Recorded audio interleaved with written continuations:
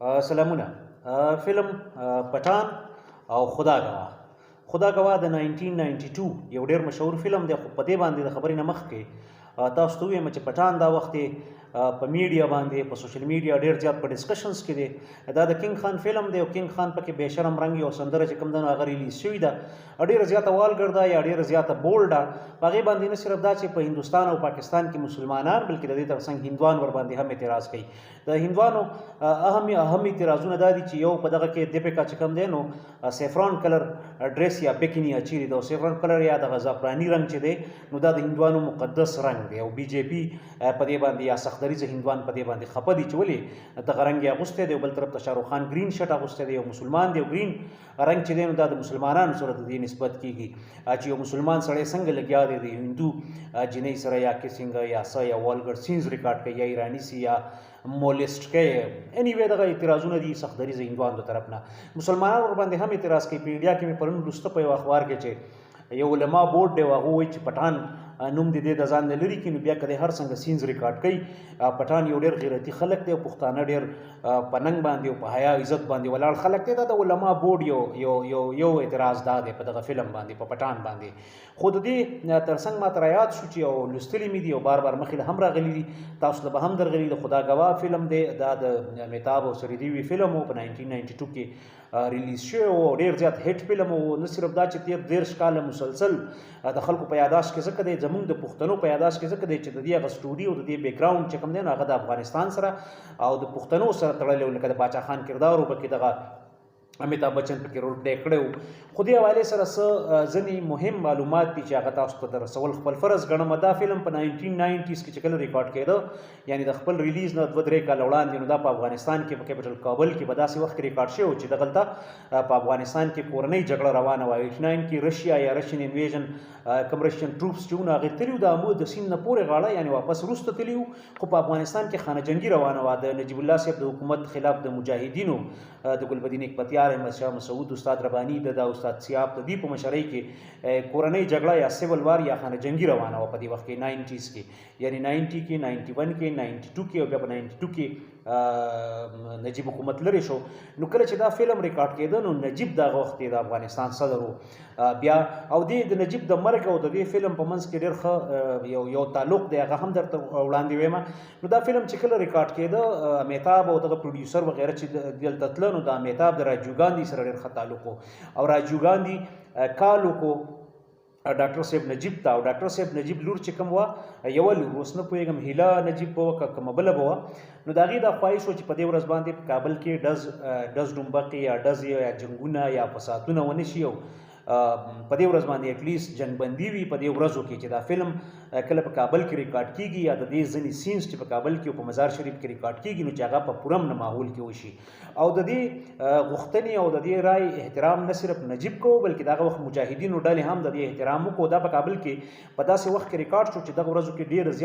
ډېره زیاته خانه جنګي وه په افغانستان کې، یعنی بېټوله خانه جنګي روان وه، یو بل وژنه، بمونه، راکټ لانچرې په کابل ښار باندې بریدونه کېدل د مجاهدینو د اړخ نه. دغسې حکومت به ظاهره خبره ده په مجاهدینو باندې واپس هم کول، او دا دو طرفه جګړه. نو نه صرف دا چې حکومت ډاکټر نجیب صاحب دغه جګړه ودرولې وه، بلکې مجاهدینو هم ویلی شي چې د دې فلم دپاره د دې فلم د شوټینګ دپاره خپله جګړه یا کورنۍ جګړه ودرولې وه 100 ورځو دپاره، یا 1 ورځ یا 2 ورځې یا 3 ورځې څومره چې ریکارډینګ و په مزار کې او په کابل کې. او د راجیو ګاندي په مدد باندې کوم چې د انډیا پرایم منسټر و، بیا 1991 کې هغه اساسینیټ شو یا وژلی شو، نو د هغه په غوښتنه باندې ډاکټر نجیب صاحب انتهایي های لیول سیکورټي ورکړې وه. کله چې دوی په هلیکاپټر کې راتله نو 15 هلیکاپټر یې د بارډر نه یا د انډیا نه چې دوی تله د فلم د کرو یا د فلم د خلک چې تله د کاري ډله چې تله دغه فلم کارکوونکي پروډیوسر یا څومره چې عملی هغه تله د انډیا نه په هلیکاپټر کې. نو د افغانستان د حدودو نه چې څنګه داخل شوي دي نو 15 هلیکاپټر هغوی بدرګه کول کابل ته ورسول. بیا په کابل کې چې دوی کله ریکارډینګ کوو نو 15 ټینکونه وړاندې او 15 ټینکونه وروسته دا به ورسره و. دوی به تله خلکو ته، یعنې سکورټي ښه انتظامات شي، خو د دې باوجود هم د دې فلم باندې چې یو کس کتاب لیکلی دی، پروډیوسر یې وایي چې موږ ته د سکورټي د هغې ضرورت زیات نه و، موږ د هغې ضرورت نه محسوسوو. وجه دا وه چې خلکو ډېره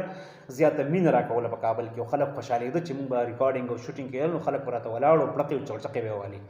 دغه یو خبره بل دا چې د ډاکټر صاحب نجیب الله د مرګ او دغه په کوم ځای کې چې په دغه فلم کې د حبیب الله کریکټر فلمایز شوی دی په کوم چوک کې، نو په دغه چوک کې بیا 4 کاله وروسته په 1996 کې چې کله طالبان په لومبي ځل رانو ډاکټر نجیب صاحب هم په هغه چوک کې پانسي شو چرته چې په دغه فلم کې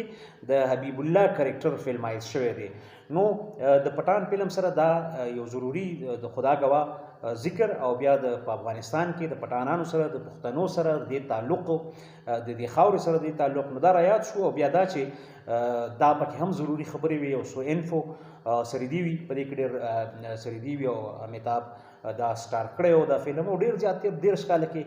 ډېر خنوم پیدا کړی دی، بلکې دا ډېر 2-3 پیری زمانه د خیال چې ما به د 15 پیرونه کم کتلی ځکه چې وخت په وخت باندې سړی نه بیا هېرېږي نو ضرورت محسوسېږي چې یعنې باندې بیا وګوري. نو د په دې کې انټرسټینګ خبره دا چې دغه کم ځای کې چې د حبیب الله او دا د هیله نجیب یا د نجیب الله د یو لور خواهش و چې په دغه ورځ باندې جنګ نه او د دې خواهش احترام نه صرف نجیب الله او د حکومتي ډلې کړو بلکې د هغه وخت ټولو خلکو یا ښکېلو ډلو چې څومره ښکېلې ډلې وي یو بل سره اړم ډلې وي جنګ جګړه کې فساد کې خانه جنګي کې عالم خلکونه هغوی ټول د احترام کړی او دوی ته نه صرف سکیورټي بلکې دوی ته کوم تریټ هم نه راغلی دوی مېلمستیا هلته ډېره ښه شوې وه په هوټل په ځای د دې چې په هوټل کې پاتې شي نو دوی ته یو کس کور خالي کړی و روټۍ او انتظام او څومره چې د دې مېلمستیا نو هغه یو کور ورته خلکو خالي کړی و هغه خلک ته چېرته یو وړوکي کمرې کوټې ته تللي وو او دوی یې په خپل کور کې پاتې کړي وو هلته روټۍ هلته دوی چې څومره خدمت او مېلمستیا کېدی شوه د روایاتو مطابق هغه یې کړې وه. دې حوالې سره ځینې نور معلومات هم دي او وخت په وخت به غواړم چې د تاریخي فلمونه یا تاریخي واقعات یا تاریخي دستاویزات یا ارشیزونه چې کوم دي معلومات چې کوم دي هغه په ښه ناښه شکل کې